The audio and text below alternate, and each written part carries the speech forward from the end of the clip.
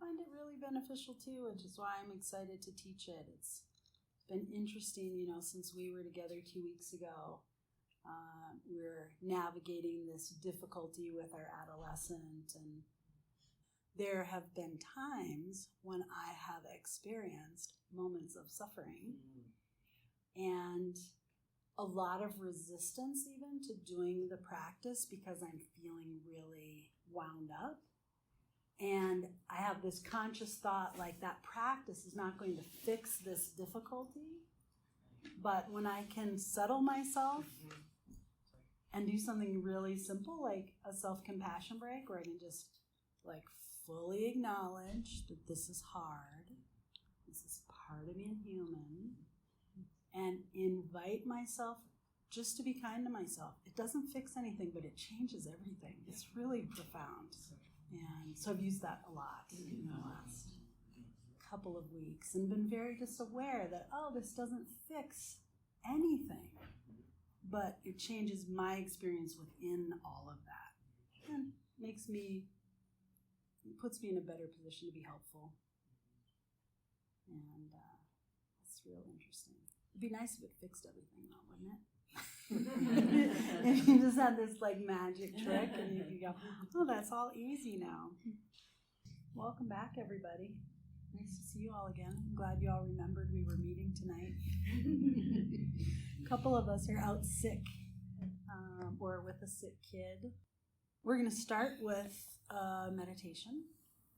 And this is a loving kindness meditation, and we're going to borrow the phrases that we used a couple of weeks ago, those that we developed.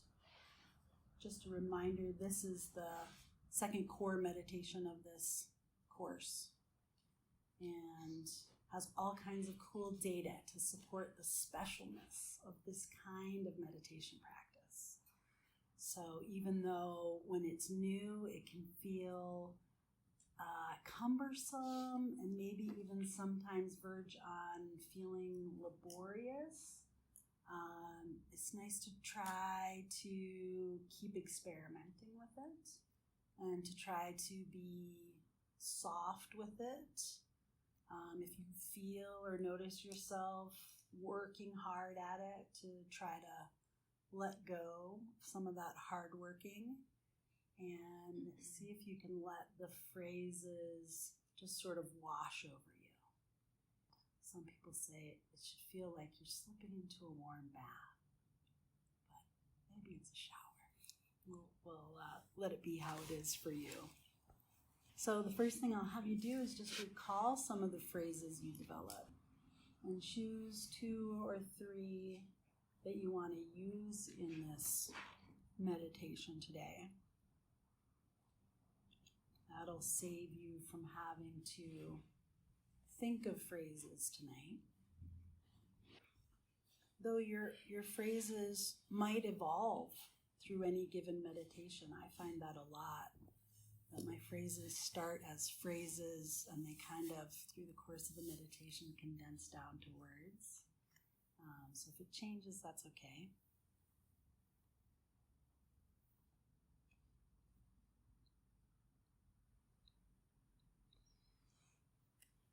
And have you find a comfortable position. And you can be sitting or laying down. I'm inviting you to let your eyes close partially or fully. And take a few easy breaths.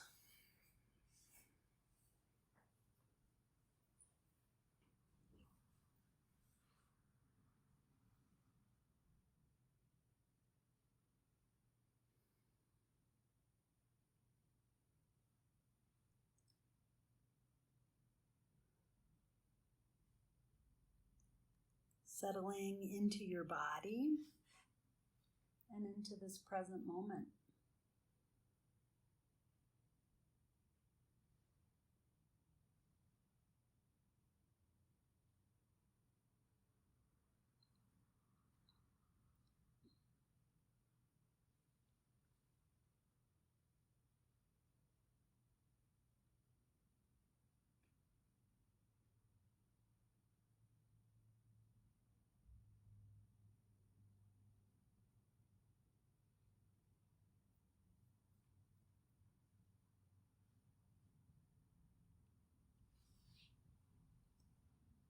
And putting your hand over your heart or some other area that feels soothing to you.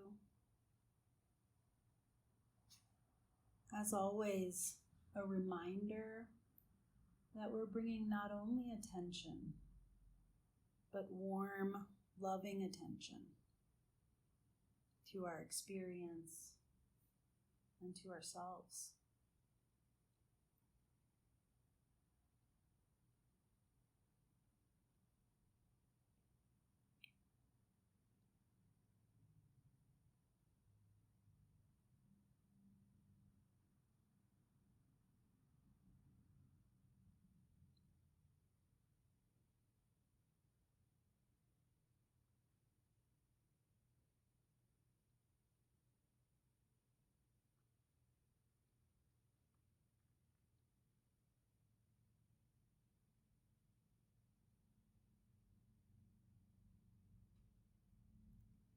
And now feeling your breath move in your body, wherever you might notice it most easily, allowing yourself to feel the gentle rhythm of your breathing.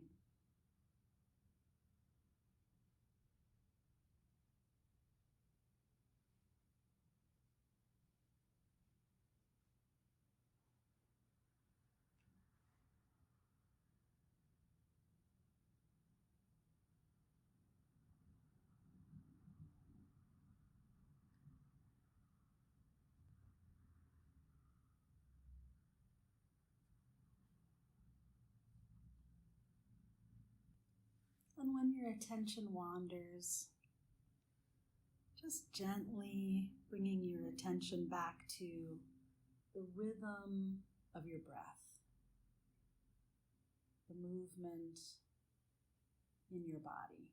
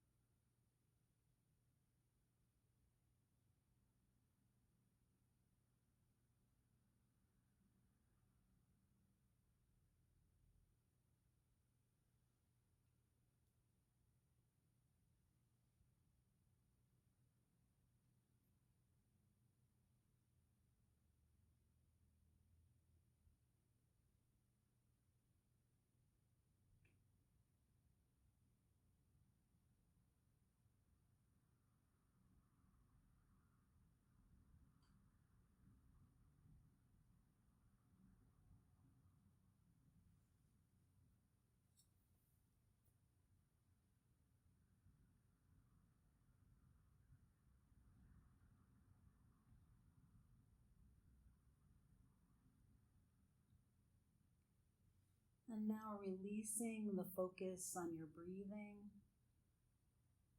letting your awareness of your breathing settle into the background, and beginning to offer yourself the words or phrases that are most meaningful to you, the words that you need to hear right now. And if you like, whispering them into your own ear.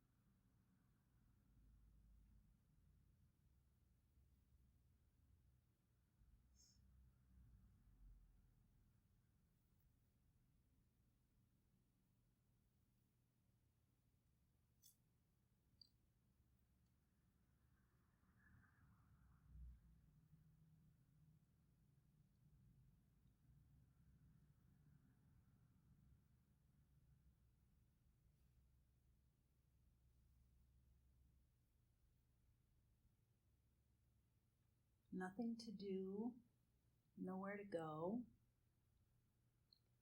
Just bathing yourself in kind words. Letting them run over you. Letting them run through you.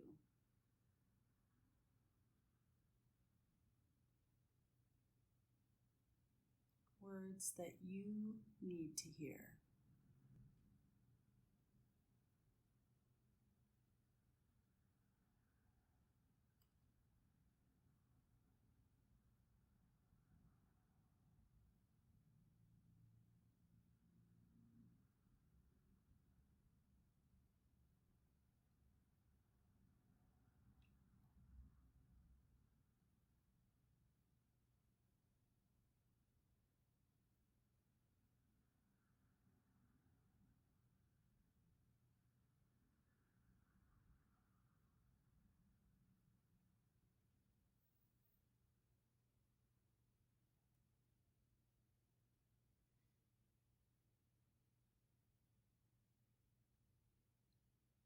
Or if it feels right, absorbing the words, letting them fill your whole person.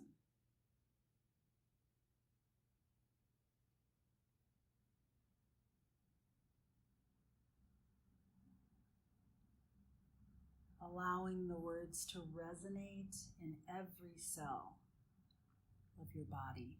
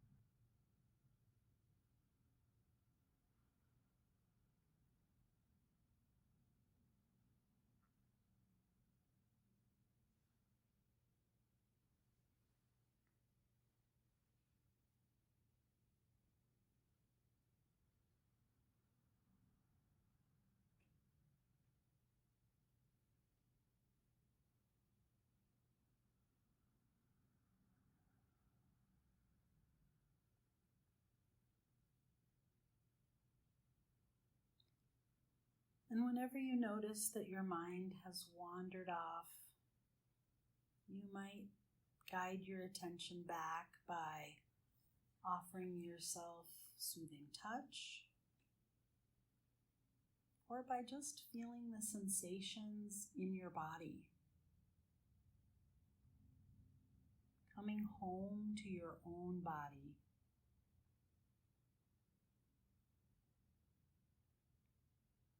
And then offering yourself the words.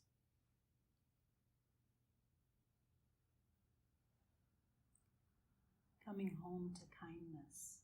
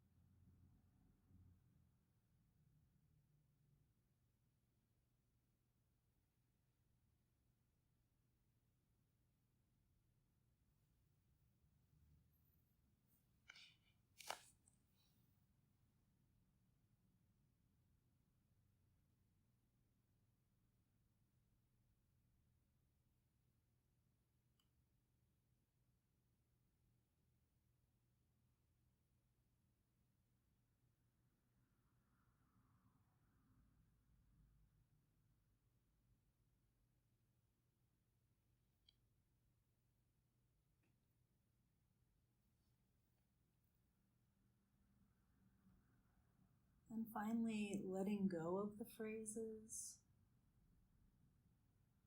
and resting quietly in your own body.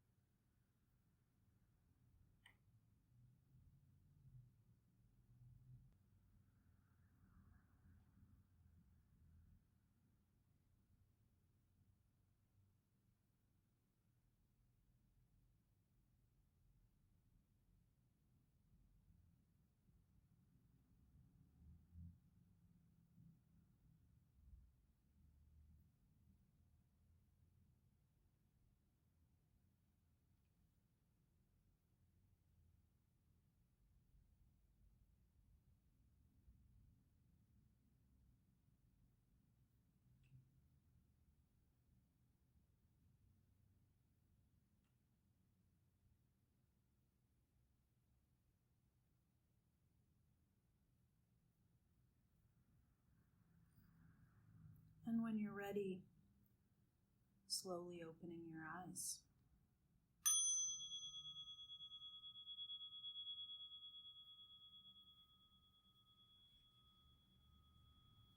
So taking just a minute to consider and reflect internally how that was, what you might have noticed.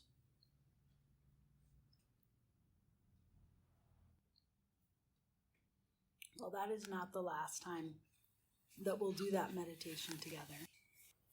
And I hope it's one that you'll work into your home practice a little bit. I think when I first learned that, it wasn't an obvious hit to me. But the more I do that, the more I like it. And the more distilled it gets from phrases to words, and then sometimes it becomes one word. And it's like the message for me of today that I need to hear. Class 4, session 4, that's where we are. We're almost halfway. And sometimes this part of the course is called the muddy middle. It isn't uncommon for people to feel a little bit of disillusionment about now. Often when we start something new like this, we have a lot of enthusiasm and we get a little taste, and it can be potent and fun and interesting. And then when we try to practice more regularly, we find times where it's not as easy or fun or full of surprise. So it's called the muddy middle. Tonight we're going to talk a little bit about stages of progress, including disillusionment. We're going to talk about our inner critic, which is an interesting discussion to me. Lots of people have awareness of their inner critic. When we did that exercise the first night about how you would respond to a friend and how you would respond to yourself, some of us noticed that we can be pretty downright mean to ourselves. So we'll talk some more about that and the interesting phenomenon that not everybody has a harsh inner critic. That's not true for all people, just lots of people. And we'll do a couple of exercises. In fact, most of what we'll be doing tonight is exercises. And if I'm quieter tonight, I feel like I am, and you can't hear me, just do that and it'll remind me that I need to talk a little bit louder. I'm feeling a little zenned out. Since we were together 2 weeks ago, I finished my work week. I went to Anaconda, Montana, and I got to co-teach the 2-day version of this course, which includes most of the course, just none of the processing time. So it was really interesting. It was the first time I've gotten to do that, and I got to do it with the head of the Center for Mindful Self-Compassion in San Diego, a guy named Steve Hickman, really lovely, charismatic guy, and really enjoyed it. I really felt like, I got really awash in the material and felt like it was really enriching for my own practice. I feel just deeply reminded of how valuable this stuff can be. The interesting thing for me in having just done this 2-day thing is I feel like I just finished the course, and now I have a little bit less of a sense of things that have been said in this room and things that were said in that room. I'm like, did we already talk about that? Did I already read that poem? I just read that poem. Where was I when I read that poem? So if you see me start to read poems you've already heard, that's why.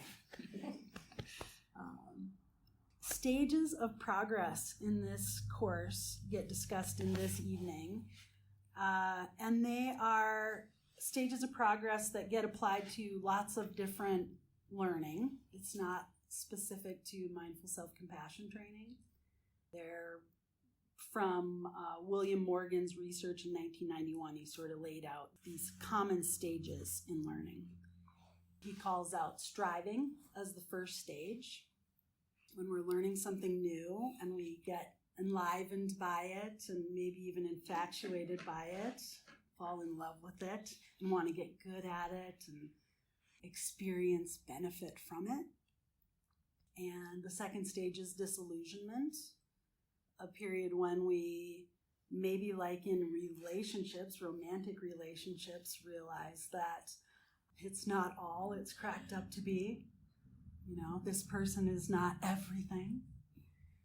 This practice doesn't change who we are, right? We're still the same people. That can be difficult and sometimes puts us at risk of being self-critical, like, I'm not good at this, or sometimes makes us critical of the practice itself, like, this is bogus or this sucks. And it can just be part of this normal piece of learning, disillusionment. And the third stage is radical acceptance, which is just that. It's really letting go of some of the striving and the disillusionment and accepting not only how things are, but how we are. And not only how we are, but how others are as they are. And the stages are not sort of a nice line, like, you know, enlightenment, there it is, radical acceptance. It's more like a circular spiral that's maybe going up. And we'll have periods where we're striving and periods that feel difficult, and then sometimes just very brief moments of feeling like, oh, yeah, acceptance. And for me, that pretty quickly tips right back into striving. When I first took this course, it took me a long time to get to this disillusionment, probably months, probably 6 months. And it happened when I was at teacher training. And I went into that and really just lots of striving that whole time, really, really loving it, but also wanting to be good at it, definitely wanting to teach it as soon as I learned it pretty much. And at teacher training, Steve Hickman, actually, who I just co-taught with, gave me some feedback one day. We were maybe 4 days into a 6-day training, so all sort of frazzled and raw. And he said to me, "You sound like a therapist." And I might have been the only person in the training who was not a therapist. And I just felt, I felt really crushed. And I felt like, oh, maybe this is not for me. I'm not going to be good at teaching this. I certainly don't want to be like a therapist. Oh my God. I mean, I would love to be a therapist if I had training, but I had none. And so I probably cried for half a day and in my little casita, and really felt pretty terrible that whole half day. And had all this cognitive stuff, realizing that that was legitimate feedback for the little portion that he'd heard, that in general, you know, I don't function like a therapist because I don't even know really how to do that he obviously thinks I'm decent to feel like he could give me that. You know, I had all this cognitive stuff that was reassuring, but the feeling was all just, either I'm crap at this, or this is crap, or I'm going to have to find something else to do with my time. I went to sleep and woke up the next day and just felt this really serene sense that maybe I wouldn't teach it, maybe I would teach it, that both were okay. And I didn't need to know right then what the outcome would be. I could just go back to training. and it would work itself out. And then I was like, oh my God, that's radical acceptance. And then I went right back to striving.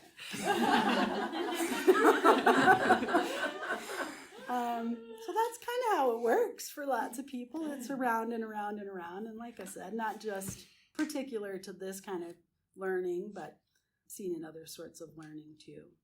About disillusionment, often it's the result of a shift in our intention.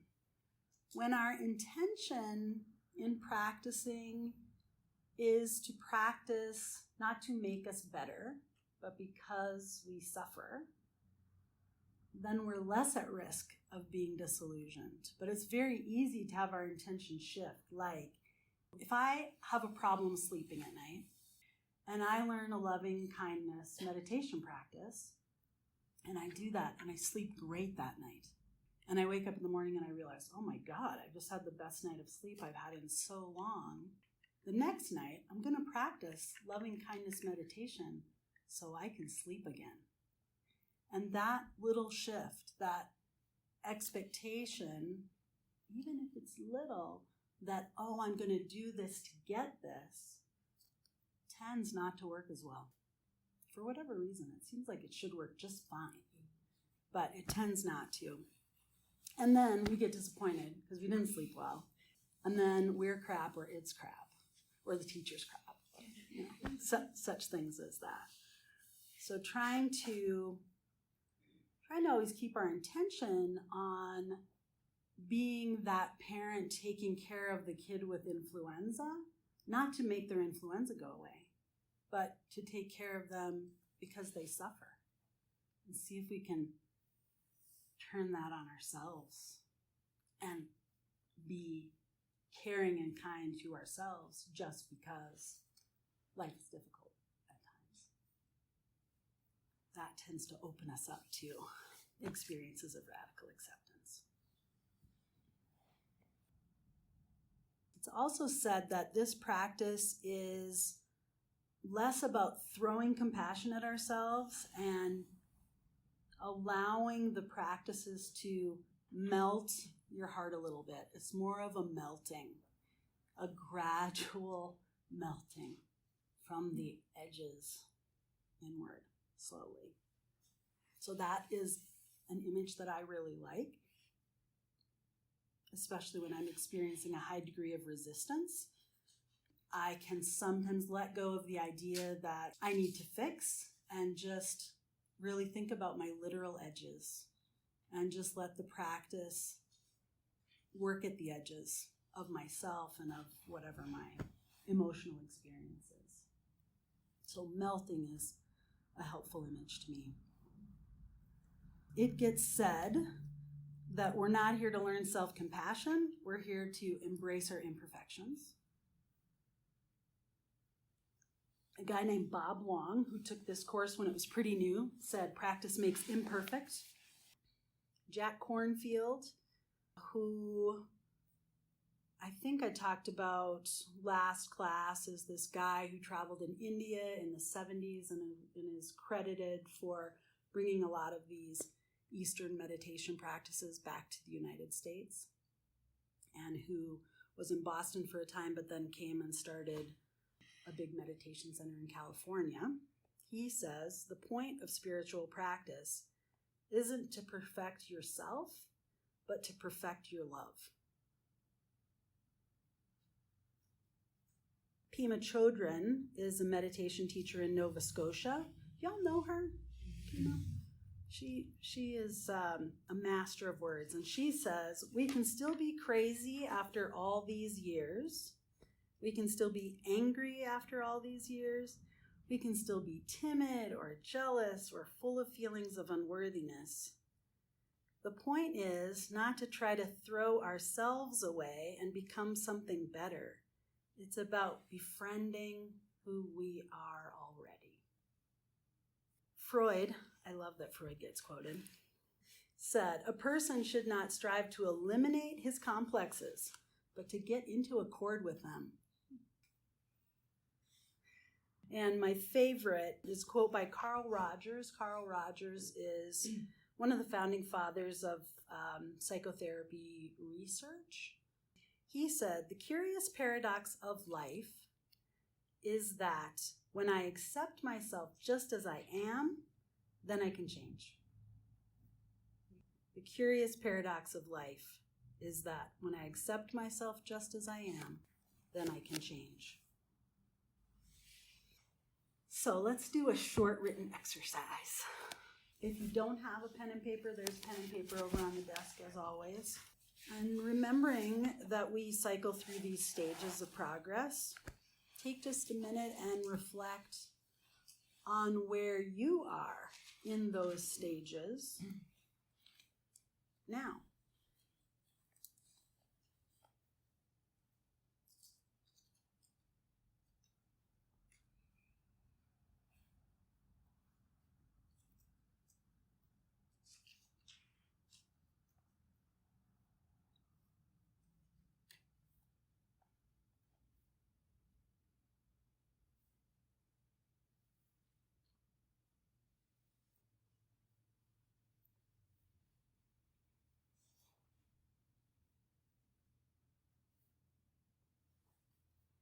And can you identify moments when you might have been in each stage?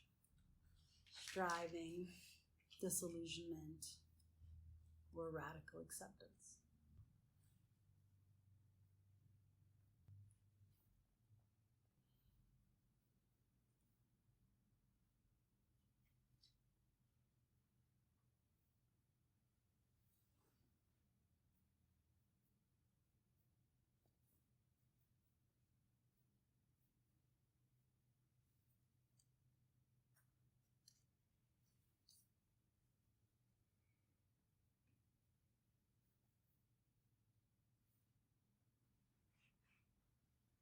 And if you're finding right now that you are unnecessarily striving, can you make a little room for that struggle? And if you're feeling a little disillusioned, can you hold that with a little tenderness, a little kindness? Maybe even offer yourself a kind word about it.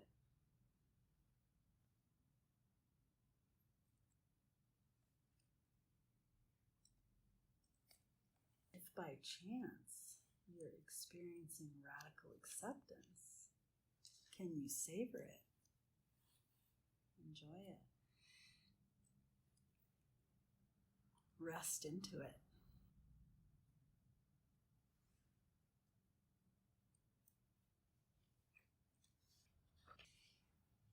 We're going to do some small groups to talk about what you discovered. Yeah, the idea, I think, of these stages, the encouragement in these stages is that over time in practice, we are likely to spend more time in radical acceptance and less time, relatively, in striving and disillusionment. The more practiced we get, the more acceptance we can be capable of. The stages will cycle forever. That path goes round and round forever, but the amount of time in each stage will shift a little bit. Before we have our break, I'm going to read a poem by Naomi Shihab. She is a wonderful poet and writer. She wrote this poem and she was traveling in Colombia on a bus, and the passengers on the bus were all robbed, and one of the passengers was killed.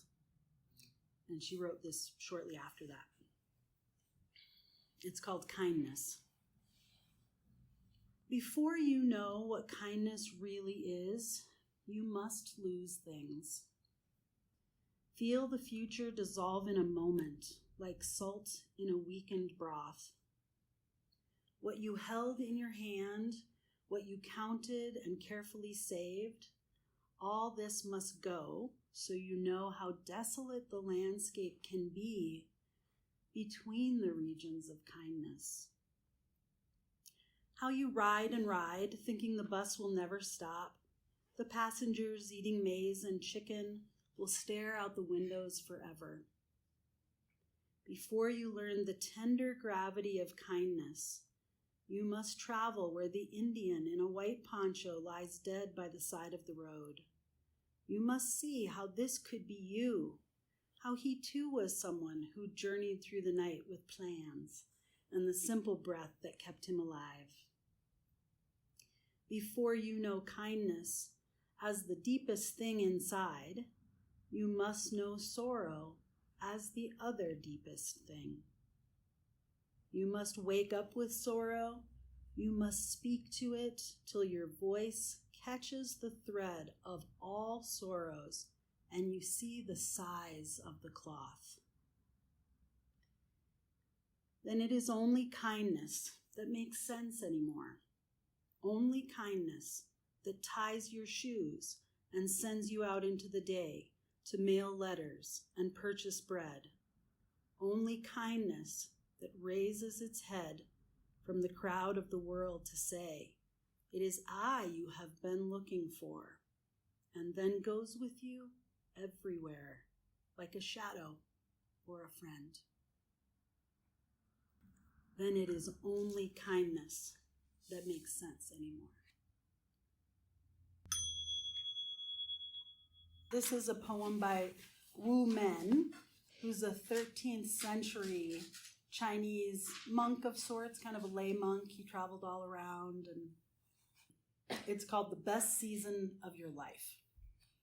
10,000 flowers in spring, the moon in autumn, a cool breeze in summer, snow in winter.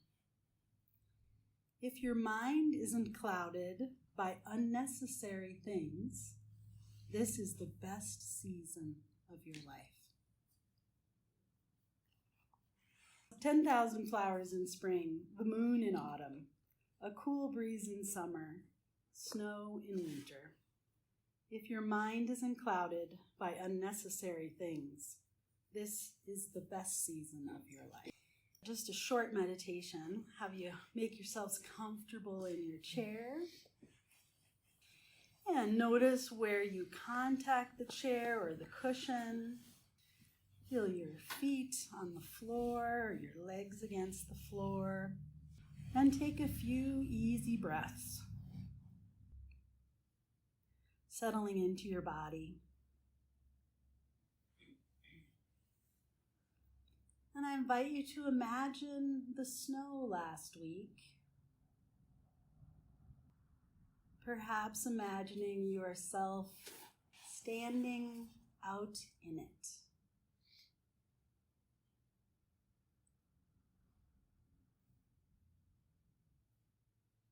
Feeling each flake land on your skin and melt.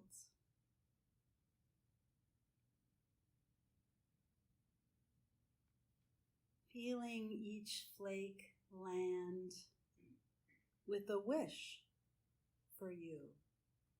A wish that you may know you are loved. A wish that you may know your own goodness.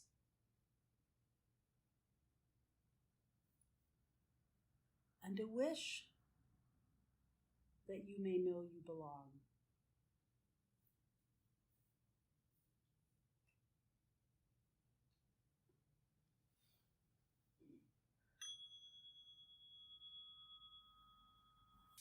So we've been talking about acceptance of things as they are. And often some things are easier to accept than others. Often we are willing to or capable of accepting lots of our parts, lots of our flaws, but it can be very difficult to accept our self-critic, especially if we have a harsh self-critic. And part of what we'll do in the second half is explore that a little bit and see if we can cultivate some acceptance and maybe even a little bit of appreciation for what our self-critic is trying to do for us. What function do you think that critical voice serves for us? Why do we have that? What's it doing? It protects you. Motivating. Yeah, for sure. I mean, I think a lot of us experience that as a motivation. Regulating. It's central to human survival from the minute we're born. If we are not in connection with other humans, we don't survive infancy and certainly childhood.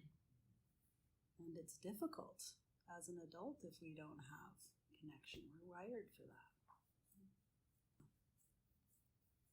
Sometimes that voice is really abusive and not an inner critic that is serving a function, that is.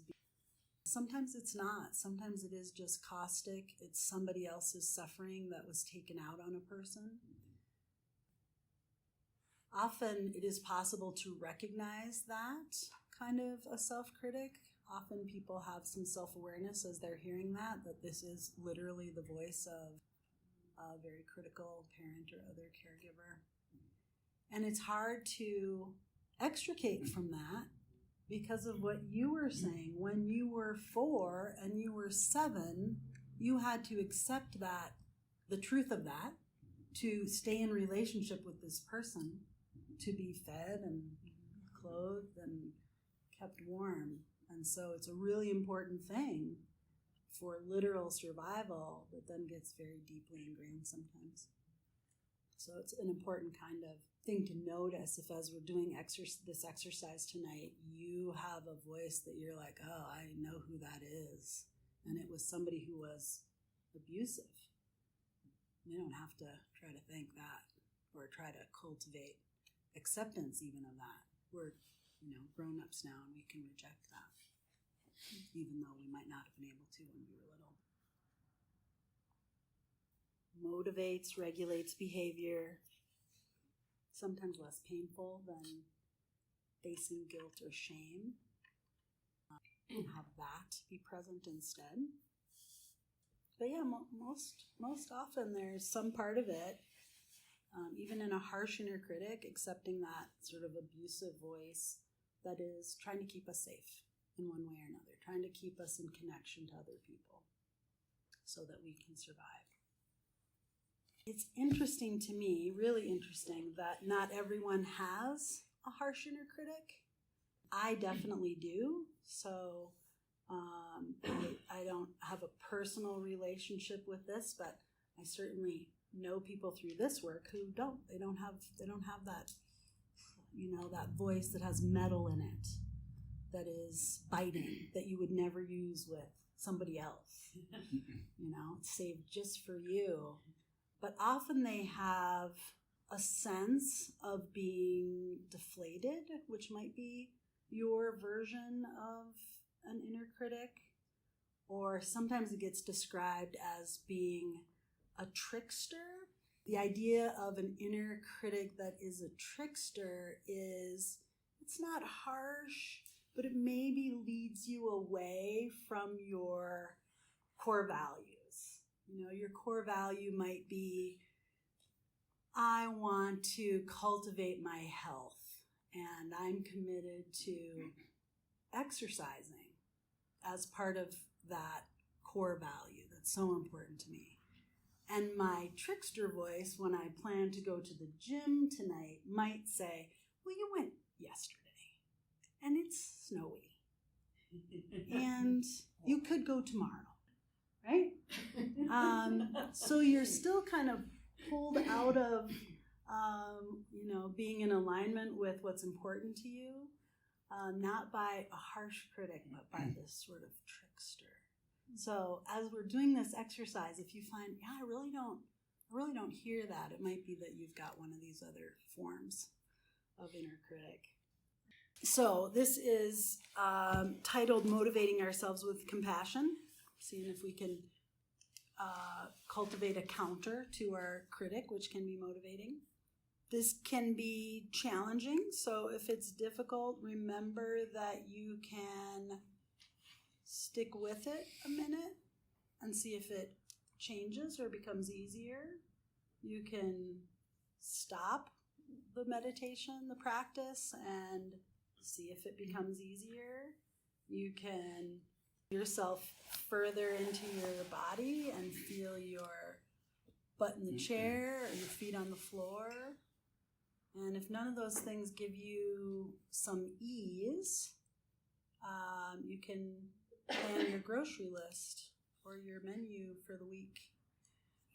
Remembering that if we're doing something that is feeling really arduous or difficult, that's not self-compassion.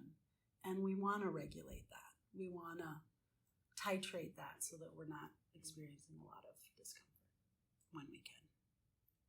I'm going to take out paper and pen. And if you like, you can close your eyes for a moment. And I'll have you think about a behavior in your life that you'd like to change. Something you beat yourself up about. And see if you can choose a behavior that's actually causing problems in your life, but something that's not the most problematic behavior in your life, something that's mild or moderately problematic. And try to choose a behavior that's changeable. Don't choose a permanent characteristic, like my feet are too big. It won't be as workable. It might be, I don't exercise enough. Or I don't meditate enough. Or I eat too much junk. Or I am a terrible procrastinator.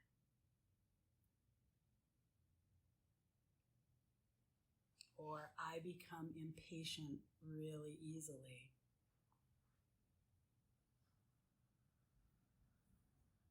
And once you've identified a behavior, you can open your eyes and write that down.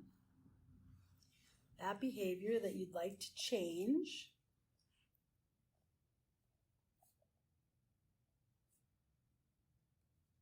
And if you'll also write down the problems that the behavior is causing you. Remembering the written work is always just for you.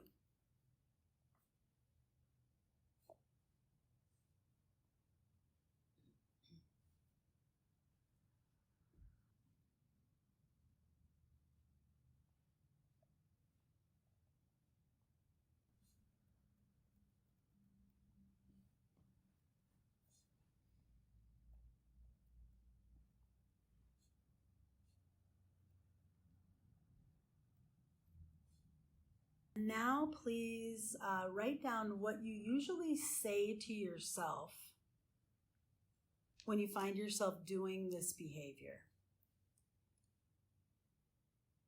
How does your inner critic express itself? What words are used, if any? What's the tone like?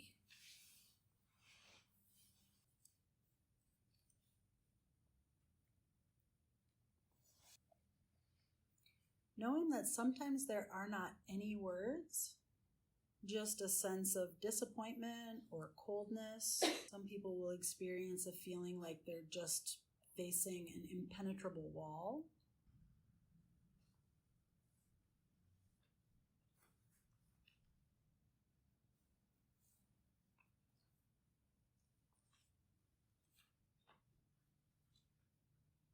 Closing your eyes again if you like. And now switching perspectives. Taking a moment to see if you can get in touch with the part of yourself that feels criticized. Notice how it feels to receive the messages from your inner critic. What does that feel like? And how does it impact you to receive that message?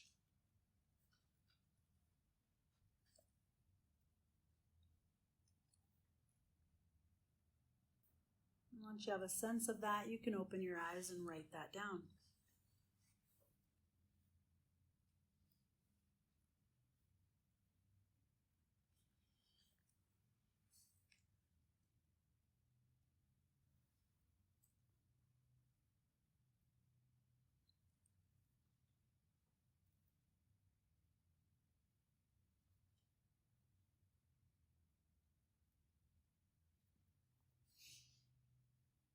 If some part of you experiences that as difficulty or painful or hard, see if you can offer yourself some tenderness about that, some kindness about that.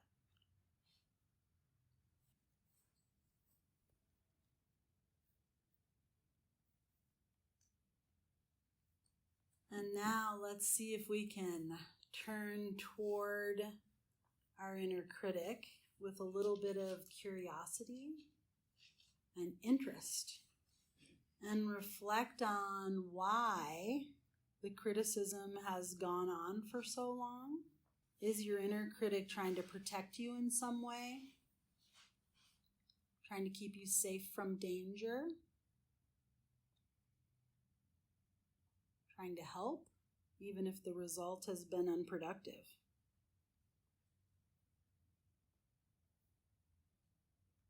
See if you can write down what motivates your inner critic.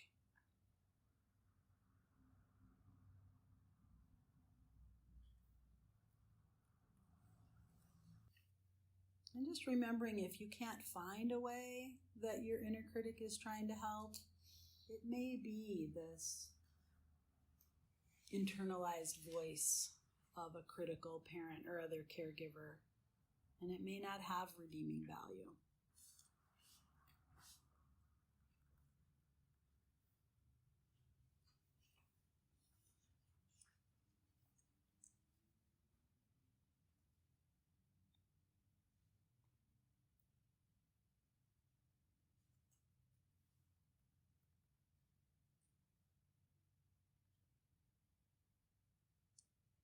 And if you were able to identify some ways in which your inner critic is trying to be helpful, see if you could offer a little bit of thanks for the effort.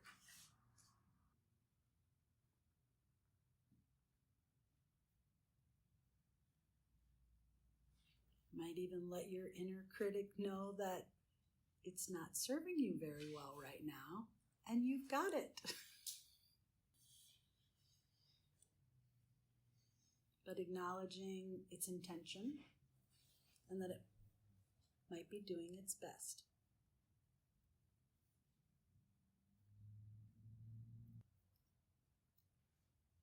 And now that your self-critical voice has had a good hearing, I invite you to close your eyes again if you like, and see if we can make some space for another voice, for our inner compassionate voice. This part of ourselves loves and accepts us unconditionally.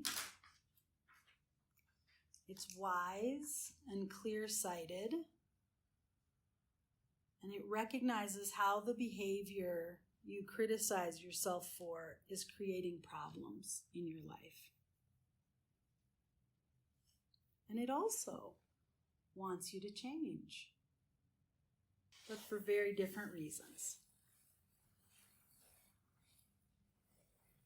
You might put your hand over your heart or another soothing place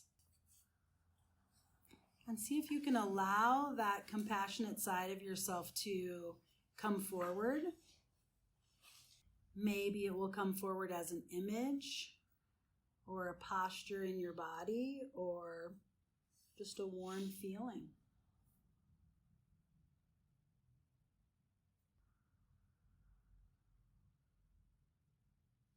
And now reflecting again on the behavior that you're struggling with. Your inner self-compassionate self would like you to try to make a change, not because you're unacceptable as you are, but because it wants the best for you.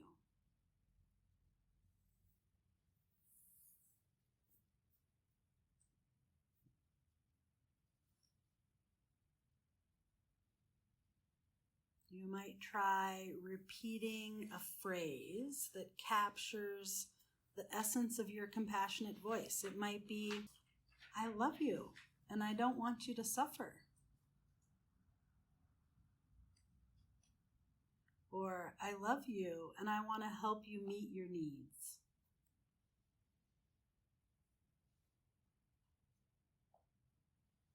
Or, I deeply care about you, and that's why I'd like to help you make a change.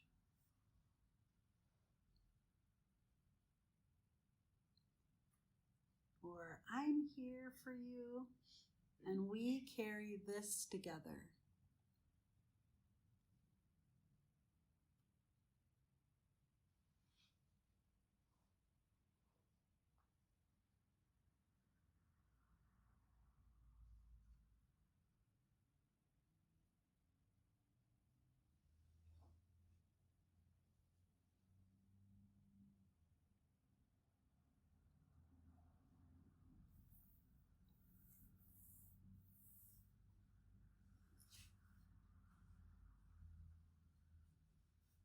If you prefer, you might bring to mind the image of a person who cares deeply for you, or an ideal image that represents compassion to you.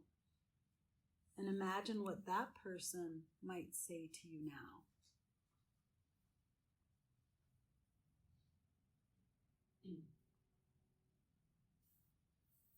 And when you're ready, I'll have you open your eyes and write a little letter to yourself in that compassionate voice, addressing the behavior you'd like to change. What emerges from the deep feeling and wish, I love you and don't want you to suffer?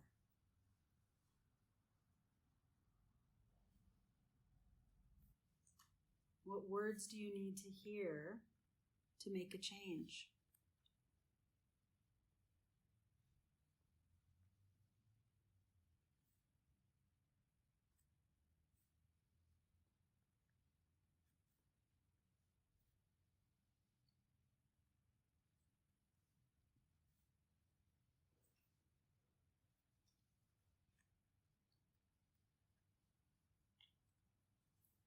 If you're struggling to find words, it might be easier to write down the words that would flow from your loving heart if you were speaking to a dear friend who had your same behavior.